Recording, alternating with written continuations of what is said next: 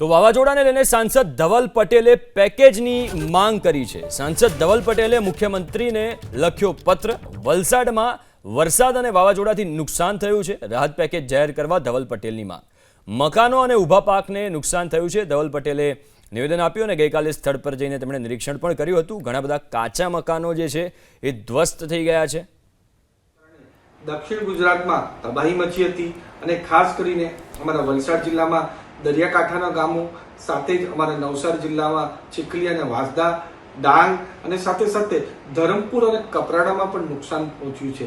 અમારા વલસાડ જિલ્લામાં જે અમારા દરિયાકાંઠાના ગામો છે, નાના સુરવાડા, મોટા સુરવાડા, એમાં મોટા પાયે ઘરોમાં નુકસાન થયું છે।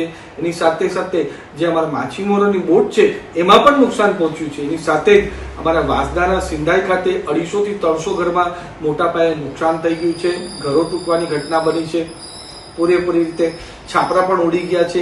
એની સાથે સાથે એમના પશુઓને પણ નુકસાન પહોંચ્યું છે અને એમનું જે ડાંગર પાક ને બીજા પાકો છે એમાં પણ મોટા પાયે નુકસાન થયું છે। અને એના માટે કાલે હું પોતે સ્થળ પર બધી જગ્યાએ નિરીક્ષણ કર્યું છે, લોકોને મળ્યું છે ને શું સ્થિતિ છે એ મેં નજીકથી જાણવાનો પ્રયાસ કર્યો છે। અમારું તંત્ર પણ સાથે હતું અને તંત્ર પણ રાહતની કામગીરી પણ કરે છે અને સાથે સાથે સર્વેની કામગીરી પણ પૂરી રીતે ચાલી રહી છે।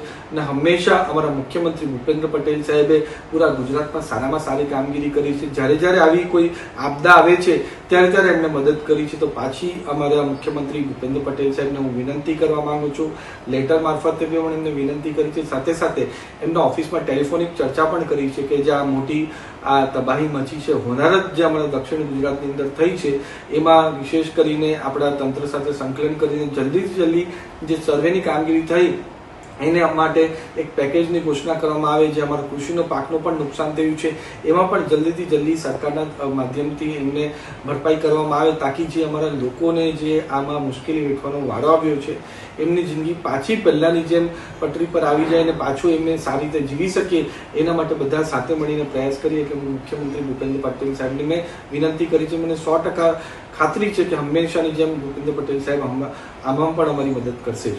ધન્યવાદ।